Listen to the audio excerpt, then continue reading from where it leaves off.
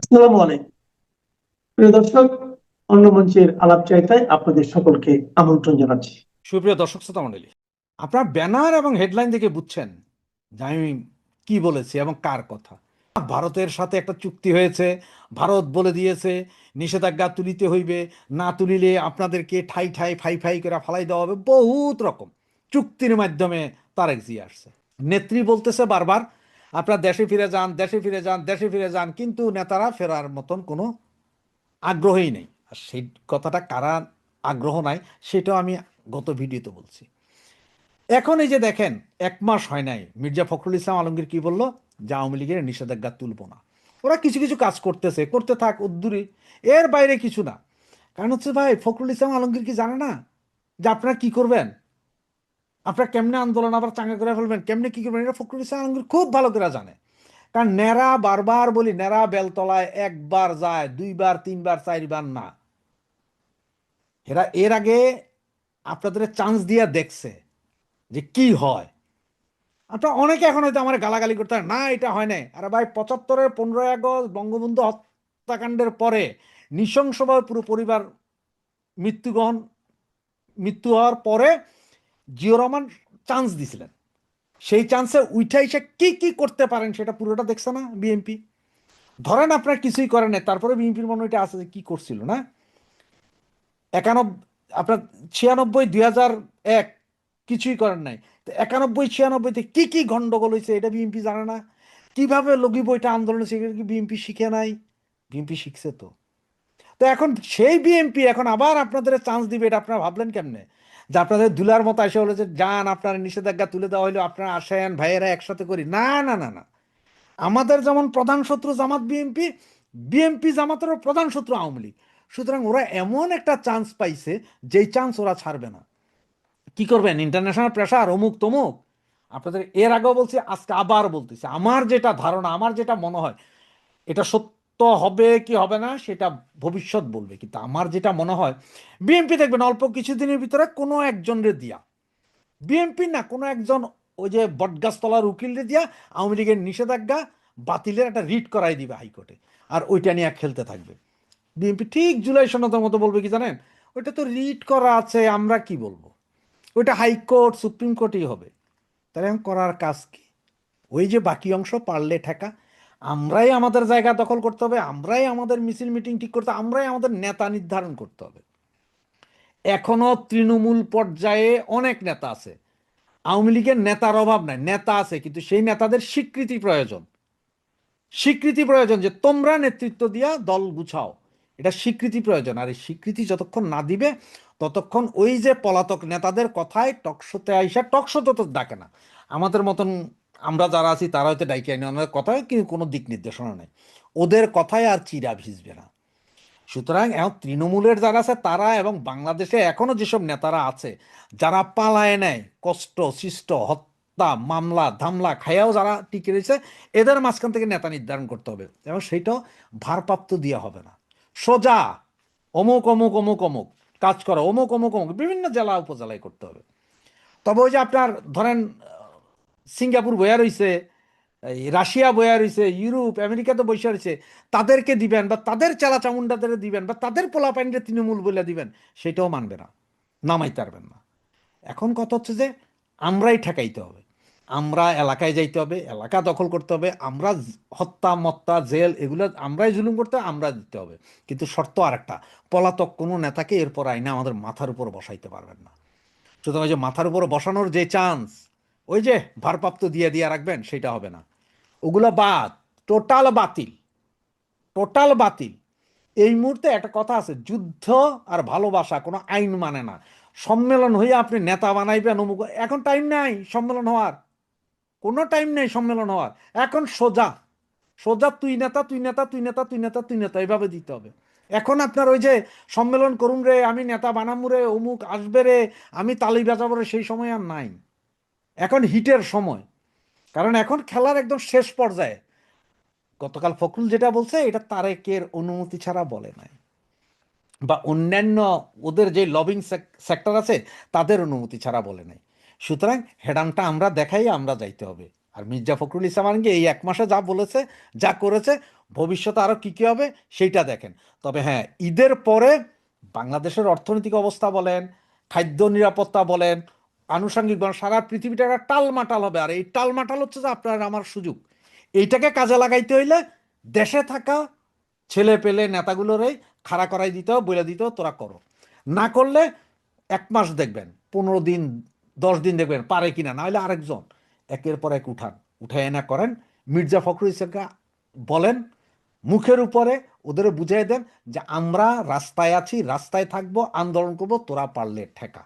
কার্যক্রম নিষিদ্ধ থাকা আওয়ামী লীগ এবং এর অঙ্গ সংগঠনগুলোর শীর্ষ ও মাঝারি পর্যায়ে 40 থেকে 50 জন নেতা ঈদের পরপরই ভারত থেকে বাংলাদেশে ফিরছেন। আওয়ামী লীগ ও বাংলাদেশ পুলিশের একাধিক সূত্রে এ তথ্য জানা গেছে। সূত্রগুলো বলছে 12ই ফেব্রুয়ারি ত্রয়োদশ জাতীয় সংসদ নির্বাচনের পর থেকে কুমিল্লা ও সিলেট সীমান্ত দিয়ে কমপক্ষে 20 জন নেতা বাংলাদেশে ফিরেছেন। ঈদের পরপরই আরও নেতা বাংলাদেশে ফিরবেন, এজন্য কয়েকটি স্তরের তালিকাও করা হয়েছে। ঈদের পর দিল্লিতে অবস্থানরত দলটির সভানেত্রী শেখ হাসিনার সাথে সাক্ষাতের পরে আওয়ামী লীগ, যুবলীগ ও ছাত্রলীগের নেতারা দেশে ফিরবে বলে সূত্রগুলো নিশ্চিত করেছে। অন্যদিকে আওয়ামী লীগের নিষেধাজ্ঞা তুলে নেয়া এবং বাংলাদেশে গণতান্ত্রিক রাজনৈতিক ধারা ফেরানোর দাবিতে জাতিসংঘ, ইউরোপীয় ইউনিয়ন এবং কমনওয়েলথ সহ বেশ কয়েকটি আন্তর্জাতিক সংস্থার কাছে আবেদন জমা দিতে যাচ্ছে সংগঠনটি। এর মধ্যে সোমবার ইউরোপিয়ান পার্লামেন্ট সদস্যদের সঙ্গে এক অনলাইন সভায় বাংলাদেশে গণতন্ত্র পুনঃপ্রতিষ্ঠা এবং আওয়ামী লীগের উপর অবৈধ নিষেধাজ্ঞা প্রত্যাহারের দাবি জানিয়েছে আওয়ামী লীগের নেতারা। ইউরোপিয়ান পার্লামেন্টের হস্তক্ষেপ দাবি করা হয় ওই সভায়। তবে বিএনপি মহাসচিব ও স্থানীয় সরকার মন্ত্রী মির্জা ফখরুল ইসলাম আলমগীর, যিনি ভোটের আগে আওয়ামী লীগ সমর্থকদের কাছে ভোট চেয়েছিলেন, তিনি বলেছেন আওয়ামী লীগের কার্যক্রম বন্ধ আছে, বন্ধ থাকবে। যদিও তিনি ব্যক্তিগতভাবে রাজনৈতিক দলকে কর্মকাণ্ড চালানোর পক্ষে মত দিয়েছেন। সূত্রগুলো বলছে সংসদের প্রথম অধিবেশনের 1 মাস পূর্ণ না হওয়া পর্যন্ত সরকার আওয়ামী লীগের কার্যক্রম নিষেধাজ্ঞার বিষয়টি নিয়ে আনুষ্ঠানিকভাবে কোনো সিদ্ধান্ত জানাতে চায় না। গত বছরের 12ই মে নির্বাহী আদেশ এবং সন্ত্রাস দমন আইন সংশোধন করে আওয়ামী লীগের কার্যক্রম নিষিদ্ধ করেছিল বাংলাদেশের অন্তর্বর্তী সরকার। এরপর নির্বাচন কমিশন দলটির প্রতীক স্থগিত করে। দেশীয় আন্তর্জাতিক নানা মহল থেকে বিষয়টি নিয়ে সমালোচনা হলেও শেষ পর্যন্ত আওয়ামী লীগকে ত্রয়োদশ জাতীয় সংসদ নির্বাচনে অংশ নিতে দেয়নি বিগত অন্তর্বর্তী সরকার। 12ই ফেব্রুয়ারি নির্বাচনে বিএনপি নিরঙ্কুশ সংখ্যাগরিষ্ঠতা পায়। নির্বাচনী প্রচারণায় বিএনপির অনেক শীর্ষ নেতাকে আওয়ামী লীগের ভোটারদের কাছে ভোট চাইতেও দেখা গেছে। জনশ্রুতি আছে জামায়াত ইসলামী ও এনসিপি জোটকে ঠেকাতে গিয়ে আওয়ামী লীগের ভোট ব্যাংকের একটি বড় অংশ বিএনপিকে ভোট দিয়েছিল। জামায়াত ও এনসিপির পক্ষ থেকেও এমন অভিযোগ করা হয়েছিল। তাদের অভিযোগ হলো তলে তলে আওয়ামী লীগের সাথে আঁতাত করে বিএনপি নির্বাচনে জিতেছে। বিশেষ করে নির্বাচনের পর দেশের অনেকগুলো জেলা ও উপজেলায় আওয়ামী লীগের কার্যালয় খোলা এবং সেখানে মিছিল সমাবেশ করার পর এনসিপির পক্ষ থেকে জোরালোভাবে এমন অভিযোগ করা হয়। গণমাধ্যমগুলোতে প্রকাশিত তথ্য অনুযায়ী 12ই ফেব্রুয়ারি নির্বাচনের পর থেকে দেশের 29টি জেলায় কার্যক্রম নিষিদ্ধ থাকা আওয়ামী লীগের কার্যালয় খোলার ঘটনা ঘটেছে। তবে এর মধ্যে কয়েকটি জেলায় আবার ভাঙচুরের ঘটনাও ঘটেছে। আবার আওয়ামী লীগের 2 জন এমপি সহ বেশ কয়েকজন জামিনও পেয়েছেন।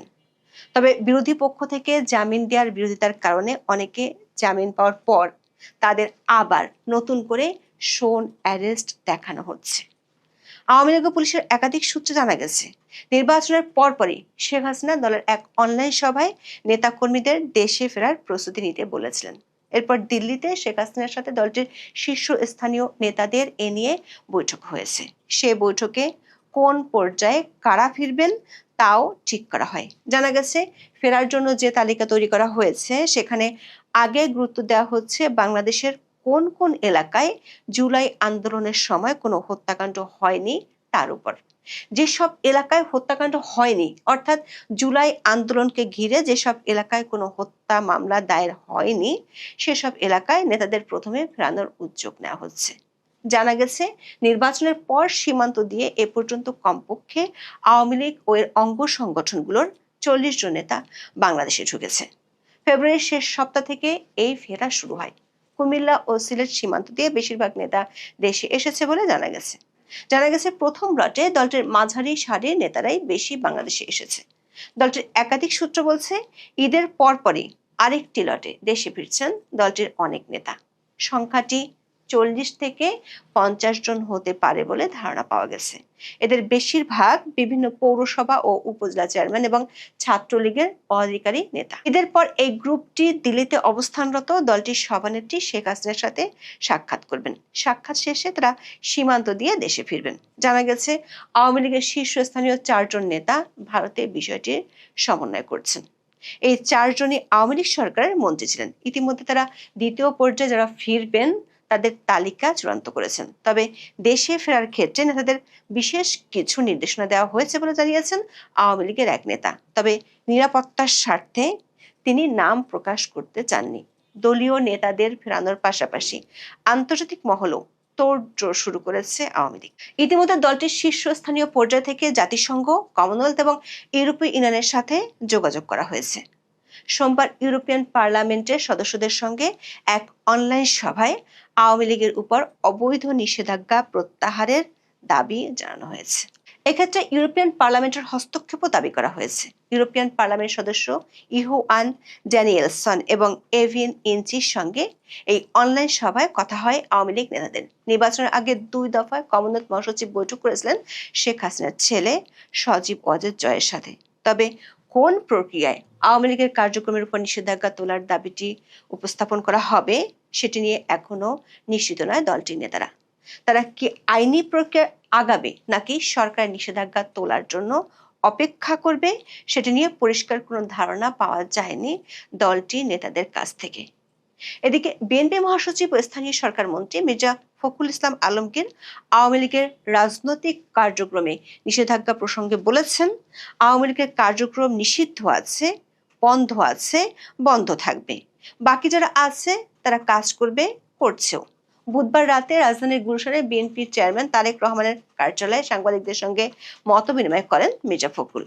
সেখানে সাংবাদিকদের এক প্রশ্নের জবাবে তিনি একথা বলেন। আওয়ামী লীগের কার্যক্রম সম্পর্কে মির্জা ফখরুল ইসলাম আলমগীর বলেন, এরা হঠাৎ করে বেরিয়ে আসে। এগুলোকে খুব বেশি গুরুত্ব দেওয়ার কিছু আছে বলে আমি মনে করি না। আমি যেটা মনে করি, পলিটিক্সটাকে চলতে দিন। Let politics move in its own way, let democracy move in its own way. বিচ্ছিন্নভাবে কোনো কিছুকে দেখে রাজনীতিকে বন্ধ করে, গণতন্ত্রকে আটকে দিয়ে, পথ বন্ধ করে দিয়ে লেট ইট মুভ, কাজ করুক না। মির্জা ফখরুল বলেন, যেহেতু এখন আওয়ামী লীগের কার্যক্রম নিষিদ্ধ আছে, বন্ধ থাকবে। বাকিরা যারা আছে তারা কাজ করবে, করছেও। আওয়ামী লীগ তো চেষ্টা করবে কিছু কাজ করতে, করছে। লাভ তো হচ্ছে না, জনগণ তাদের রিজেক্ট করেছে বলে দাবি করেন মির্জা ফখরুল।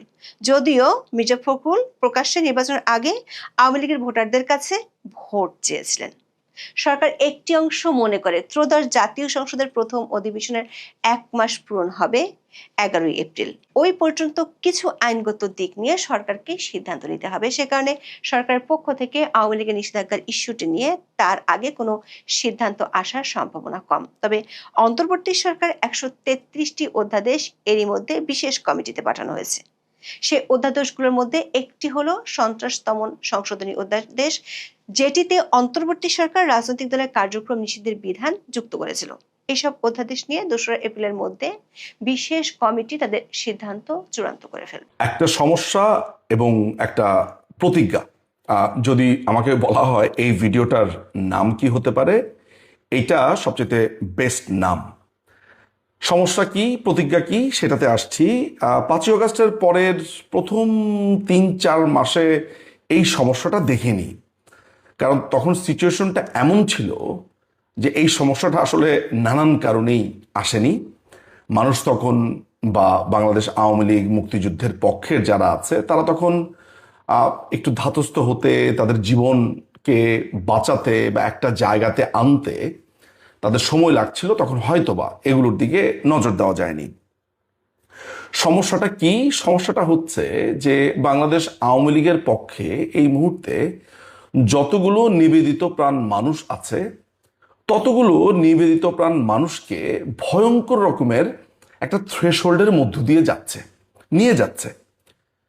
এই কারা নিয়ে যাচ্ছে আমি তাদের সম্পর্কে আসলে খুব একটা বলতে আগ্রহী না, কারণ হচ্ছে যে তারা যে খারাপ বা তারা যে খুবই খারাপ এরকম না, আসলে তারাও এই দলেরই লোক, তাদেরকে নিয়েও আবার প্রশ্ন ওঠায় আরেকটা পক্ষ। So it's a vice versa.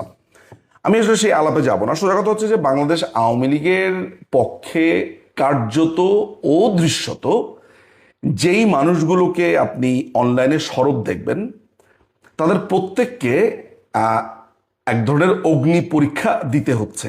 Awami লীগের তো অনেকগুলো ফেজ যায়, অনেকগুলো ধাপ যায়, এই ধাপের মধ্যে এটি একটি।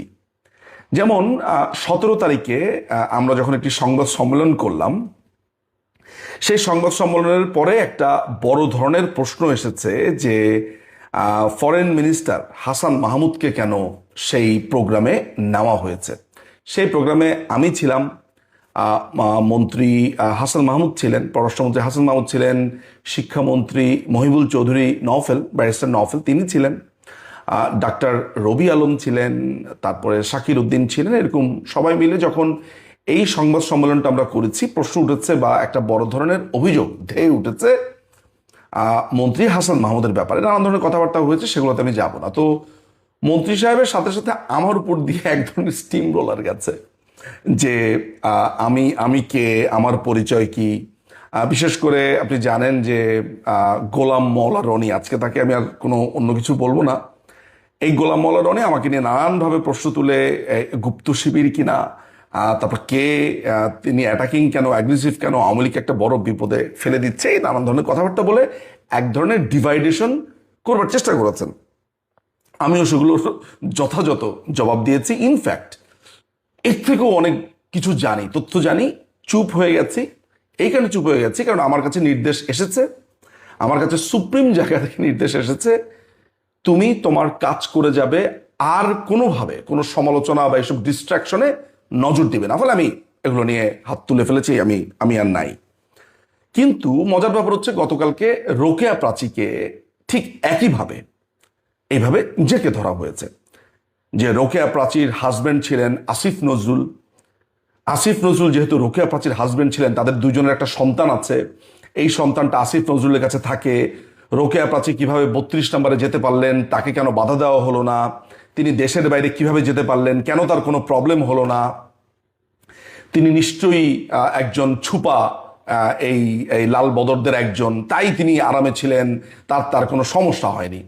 এখন মুশকিল হচ্ছে যে রোকেয়া প্রাচী আসলে ঠিক কি অবস্থাতে ছিলেন, আমরা যেই কয়টা মানুষ জানি তারা জানি যে ভদ্রমহিলা আসলে ঠিক কতটা খারাপ ছিলেন, কিভাবে তিনি আশ্রয় পেয়েছেন, কিভাবে তিনি শেল্টার পেয়েছেন,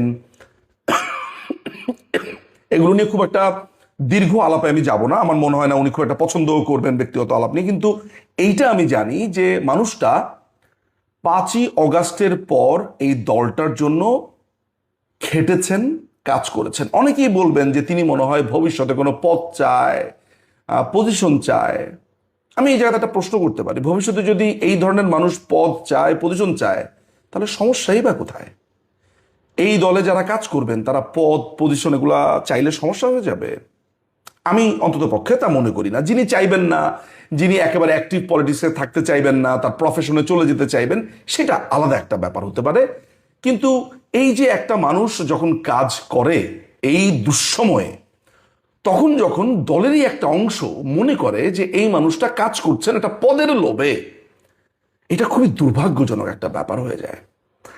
যেই কাজ করে, মানে বাংলাদেশ আওয়ামী লীগের যেই কাজ করে, কোনো না কোনো পক্ষ এসে তার একটা ভুল বের করে যে ওই লোক অমুক সালের অত তারিখে এইটা করেছে, অমুক লোক ওইখানে ওইটা করেছে। অর্থাৎ হচ্ছে যে 300 জন এমপি, 350 জন এমপি, যত অ্যাক্টিভিস্ট, আপনি বাংলাদেশ আওয়ামী লীগের যদি 50 লক্ষ অ্যাক্টিভিস্ট থাকে, 50 লক্ষের বিরুদ্ধে বলার জন্য একজন বা দুজন থাকবেই। অর্থাৎ রেহাই আপনার নেই। আমি যখন এই গোলাম মাওলা রনিকে আমার বিরুদ্ধে আসা প্রশ্নের উত্তরগুলো দিয়েছি, এর একটা বড় ধরনের কারণ ছিল যে এগুলোকে যদি প্রশ্ন করা উত্তর না দেওয়া হয়, এগুলো না এক শ্রেণীর মানুষ বিশ্বাস করে বসে।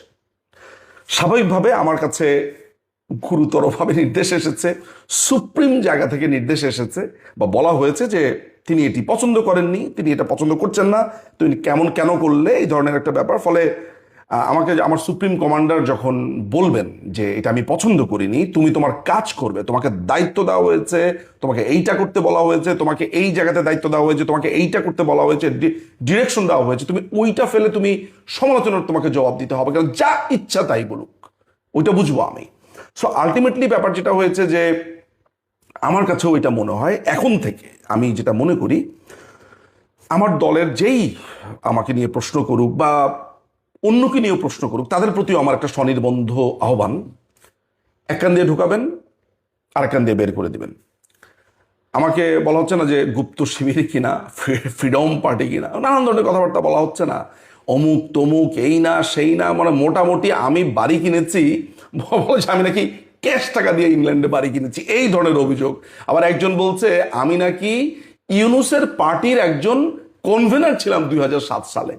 2007 সালে আমি রীতিমতো যে বলে না যে লন্ডন লাইফে স্ট্রাগল, বনফুল মিষ্টির দোকানে কাজ করি, আপনার ইন্ডিয়ান রেস্টুরেন্টের ওয়েটারের কাজ করি, 3টা জায়গাতে কাজ করি যখন আমার ওই ফুল টাইম কাজ করার থাকে। এরপরে কত রকমভাবে আমি জীবন যাপন করার জন্য এইখানে 20 ঘন্টা কাজ করি, ওইখানে কাজ করি, এর এইটা লিখে দেই, ওর ওইটা লিখে দেই, অমুকের থিসিসের কাজ করি, অমুকের অনুবাদের কাজ করি, অর্থাৎ জীবনকে চালানোর জন্য তখন আমার জীবনের ত্রাহি অবস্থা। ওই সময় নাকি আমি ইউনুস নাকি কবে পলিটিক্যাল পার্টি খুলেছে এবং এই অভিযোগ এসেছে, অর্থাৎ এগুলো সবই ভুয়া। কিন্তু মুশকিলটা হচ্ছে যে আপনাকে যখন মানুষ বলবে, তার তো আসলে মুখের লাইসেন্স লাগে না।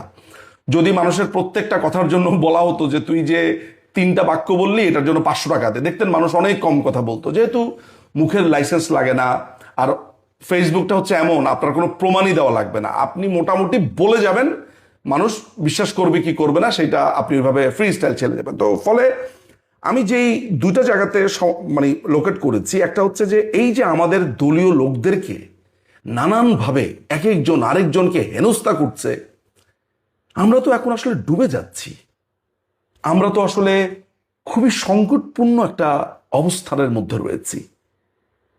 তাহলে এই নিজেদের ভেতরে এই যে একজন আরেকজনকে আঘাত করা, অর্থাৎ আমার এই বিপদের দিনে 5ই আগস্টের পরে যেই মানুষটা আওয়ামী লীগ বলেছে, যেই মানুষটা শেখ হাসিনা বলেছে, যেই মানুষটা বঙ্গবন্ধু বলেছে, যেই মানুষটা জননেত্রী বলেছে, আমি তার দিকে হাত বাড়িয়ে না দিয়ে আমি তাকে পানিতে ফেলে দিচ্ছি, বলছি ও কি আমার মধ্যে গুপ্ত?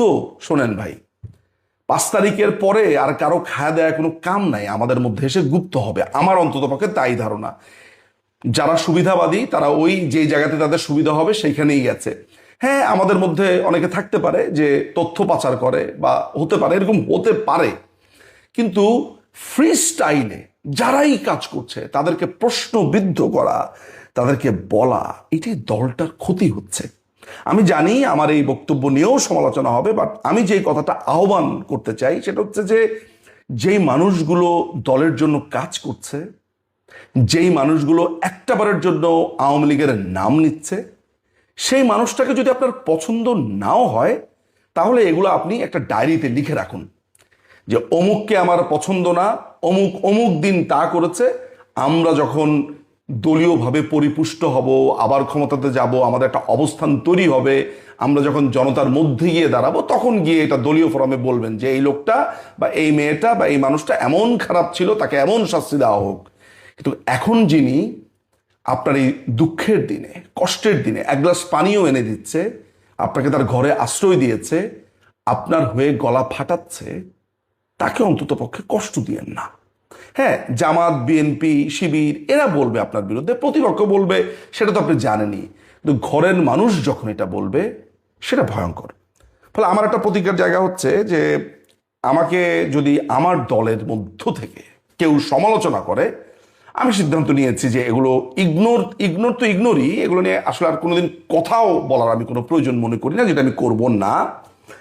আর প্রতিপক্ষ শিবিরে আমার বিপক্ষে কিছু বললে আমি দেখব যে ঠিক কতটুকু কোয়ালিটির বা আসলে এটা উত্তর দেওয়ার মতো কিনা বা ওই ধরনের ডেপথ আছে কিনা। কারণ খেয়াল করে দেখেন যে আপনি একটা ঘটনাতে যদি আপনি ডিস্ট্রাক্টেড হয়ে যান, আপনি একটা কাজ করতে গেছেন, সেই কাজটা না করে আপনাকে এইসবের উত্তর দিতে হচ্ছে, আপনার 3টা 4টা দিন নষ্ট হয়ে গেল, প্রত্যেকটা দিন গুরুত্বপূর্ণ। আপনি ওই 3টা 4টা দিন প্রত্যেক দিন একটা করে ভিডিও বানাতে পারতেন, দেশে কি হচ্ছে সেটা সাধারণ মানুষের সামনে আপনি দেখাতে পারতেন। ফলে আমার কাছে মনে হয় যে এই পুরো ঘটনাটার এইভাবে ভাবা প্রয়োজন, এবং যারা এই ধরনের সমস্যা ফেস করছেন আমার মনে হয় আপনারা এইভাবে ভেবে দেখতে পারেন। ফলে সমস্যা এবং আমার একটা প্রতিজ্ঞা, দুটোই বললাম, যত সমালোচনা আসুক, যত কিচ্ছু আসুক, একটাই কথা, আমার দল বিপদে পড়েছে, আমার দল সংকটে পড়েছে, আমার দল এখন সাহায্যের প্রয়োজন। আমাকে কে কি বলল, কে কি লিখলো দেখার টাইম নাই। আমার দলকে আমি আগে বিপদ থেকে হাত ধরে টান দিয়ে ডাঙায় উঠাই, এরপরে দেখা যাবে। কারণ সন্তানটা তো আমার, আসলে এটা টেক কেয়ারও আমারও করতে হবে। আমি জীবনে ভুল করে যদি কিছু করে থাকি একটা বড়, সেটা হচ্ছে ইউনূসকে 6 মাস সাপোর্ট করা। তার সরকারকে 6 মাস সাপোর্ট করেছি, তার ভালো কাজের প্রশংসা করেছি এবং আল্লাহ আল্লাহ করেছি যে একটা ইলেকশন দিক, সে শুধু ইলেকশন দিয়ে বিদায় নিক। কিন্তু সে ডে ওয়ান থেকে এই এই যে মব সংস্কৃতি যেটা চালু করেছে, যে অরাজকতা যে মধ্যে তৈরি করেছে, এই দেশের মধ্যে হিংসা, মারামারি, একে অন্যকে যে বিভক্তি তৈরি করেছে, 71কে যে বিতর্কিত করেছে এবং 24কে দিয়ে 71কে মুছে দেওয়ার যে প্রচেষ্টা চালিয়েছে, প্রত্যেকটা সেক্টর এবং মব বাবা হিসাবে সে যে আবির্ভূত হয়েছে, এই সব কিছু যদি আপনি খেয়াল করে দেখেন, এই এর থেকে বড় বাটপার এই দেশে আর জন্ম নেয় নাই, এর থেকে বড় বেহায়াও জন্ম নেয় নেই। চিন্তা করে দেখেন, সে প্রত্যেকটা নিজে লাভবান হওয়ার জন্য সব সেক্টরে আপনার কাজ করে গেছে, এমন বাণিজ্য করে গেছে, তার নিজের লোকদেরকে দিয়েছে, সে নিজে নিজে খেয়েছে এবং আমার বিরুদ্ধে মামলা করেছে। আরেকটা মামলা তো আপনি জানেন যে দুদক দিয়ে একটা করেছে, আমি ট্যাক্স ফাইল ফাইল করতে দেরি হয়েছে, সেটাকে বিরাট আকারে বানিয়ে দিয়েছে যে এটা বিদেশি টাকা টুকা অমুক কিছু একটা, মানি লন্ডারিং অমুক। আমার ভাই, আমি 17 বছর শেখ হাসিনার আমলে 3 বছর চাকরি করেছি মাত্র। আমি বেকারের পর বেকার, আপনি তো জানেন সেটা। আমার নিজের জমি বিক্রি করে আমার সংসার চালাতে হচ্ছে। সেই অবস্থায় কোন শখে একজনের ঢাকা শহরের একটা আকর্ষণীয় জায়গা, হ্যাঁ, সেই জায়গার জমি আমি বিক্রি করে দিয়েছি, বিকজ আমার সংসার চালতে হবে, আমি কারো কাছে হাত পাততে পারবো না। আমি দলীয় দালাল হই নাই বলে আমি চাকরি পাই নাই, আবার দলীয় দালাল হয়ে কারো মুখাপেক্ষি হওয়ার আমার প্রয়োজন নাই। আমার সম্পদ আছে, আমার বাপের পয়সা আছে, আমার আমি আমি আমার মতো চলতে চেয়েছি এবং সেই টাকাকে বানিয়ে দিয়েছে অন্যের টাকা এবং আমাকে দুদক দিয়ে হয়রানির চেষ্টা করেছে। এইখানে বলছে যে সে কত বড় বেহায়া, সে 666 কোটি টাকা জনগণের টাকা, এই জনগণের টাকা সে নিজের নিজের কর নিজে মাফ করে দিয়েছে। নিজের যা ইচ্ছা তা করে, নিজের যা ইচ্ছা তা করেছে, নিজেকে নিজে সে পুরস্কৃত করছে, এটা দিচ্ছে, ওইটা দিচ্ছে, এটা দিচ্ছে, সর্বশেষ বেহায়াপনার শেষটা দেখিয়েছে, নিজেকে নিজে ভিআইপি ডিক্লেয়ার করে এসএসএফ নিয়োগ দিয়েছে। এর থেকে বেহায়া, এর থেকে বিশ্ব বেহায়া, এর থেকে বিশ্ব বাটপার বাংলাদেশ আপনি কিভাবে আপনি দেখেন গত 1000 বছরে বাংলায় আসছে কিনা, অথচ আমরা তাকে ধরে নিয়েছি যে নোবেল লরিয়েট কি জানি এই দেশের। এবং এখন অনেকের হয় কি, আমার আসলে একটা দোষ আছে, আমি আসলে অনেক আগে থেকে বুঝি, যে আগে থেকে বলি এইটা এটা আমি আজকে যা বলছি সেটা 2 বছর পরে গর্দভরা বুঝবে। বলছে, হ্যাঁ, গর্দভরা বুঝবে সেটা 2 বছর পরে। তখন বলো যে আরে ও তো ঠিক ছিল। আমার সারা জীবনে এটা হয়েছে, আমি যখন যেটা বলি তখন আমার প্রতিপক্ষ একদম দাঁড়ায়, তারপরে 2 বছর পরে বলে যে আনিস ভাই তো ঠিক বলছিল। এই গদ্দপ গুলোই একদিন বলবো যে ইউনূস এই দেশটা কি নষ্ট করে দিয়ে গেছে, কতটা আচ্ছা, পিছিয়ে ফেলেছে আমাদের ইন্টারন্যাশনাল থেকে শুরু করে দেশের মধ্যে। বিদেশে বাংলাদেশ আজকে মুখ খুলতে পারে না, বাংলাদেশের মুখ উজ্জ্বল নাই আর আগের মতো, এই বাটপারটাকে আমরা এই পদে বসানোর পরে। প্রথমত হচ্ছে যে নেহারি, এই যে নেহারি, আপনি আপনি জানেন, আপনি নিজে বলছেন যে আমি প্রতিদিন আমার দিই, আমি আমাকে যারা ফলো করে তারা সেখানে দেখবে যে ডিজিটাল ডায়েরি বলে আমার একটা কলাম যায়, সেখানে আমি Right. ডেইলি যা কি করি আমি ডিজিটালি আমার ডায়েরিটা রেখে দিই। অনেকে এখন হয়তো লেখে, এখন ওই লেখা তো আর এই দিন নাই আর। আমি আমার ডায়েরিটা ডিজিটালি করছি এবং সেটা গত 3-4 বছর ধরে। তো এখানে প্রত্যেকদিন আমি কি খাই সেই ছবি যায়, আমি ব্যায়াম করছি, আমি অন্য কিছু করছি, সেটাই যাচ্ছে, তারই অংশ হিসাবে এটা গিয়েছে। যদি এমন হতো যে আনিস আলমগীর জীবনে এই প্রথম নিহারি খাচ্ছে বা জীবনে প্রথম একটা পোস্ট দিয়েছে খাওয়া নিয়ে, তাহলে যদি কেউ সমালোচনা করতে হতে পারতো। তো সেদিন সেদিন নিহারি ছিল, নিহারিটা গেছে। এইটা নেহারি খাচ্ছে কেন? এটা হচ্ছে যে ছোট লোক মেন্টালিটির মধ্য দিয়ে যায়। আপনার ভালো কিছু দেখলে, আপনি কোনো একটা ভালো খাচ্ছেন, ভালো হোটেলে যাচ্ছেন, এই আনিস আলমগীর এই এত ভালো ভালো হোটেলে খায় কি করে? তোর বাপের পয়সায় খায় না, আমার বাপের পয়সায় খায়, আল্লাহ আমাকে যেটা দিয়েছে সেটাই খায়, এবং তুই দেখতে পাচ্ছিস যে জমি বিক্রি করে খাচ্ছি। তাহলে এই এই যে জায়গাটা, এই জায়গাটা তো জলে অনেকের, বিশেষ করে আমাদের কমিউনিটির লোকের তো জলে, যে ও এত ভালো চলে কেন, ও সুন্দর কেন, ওরে এত লোকে পছন্দ করে কেন। এই যে যন্ত্রণা, এই যন্ত্রণা থেকে আমি মুক্ত পাবো না। এবং কার কিছু না পারলেও চরিত্র হনন করার জন্য একটা বলে দিল, সে তো অমুক, সে তো তমুক, সে ওর সাথে তার সম্পর্ক, মানে সেক্সুয়াল স্ক্যান্ডাল একটা দিয়ে দিল। এটা তো খুব সহজ একটা দেওয়া।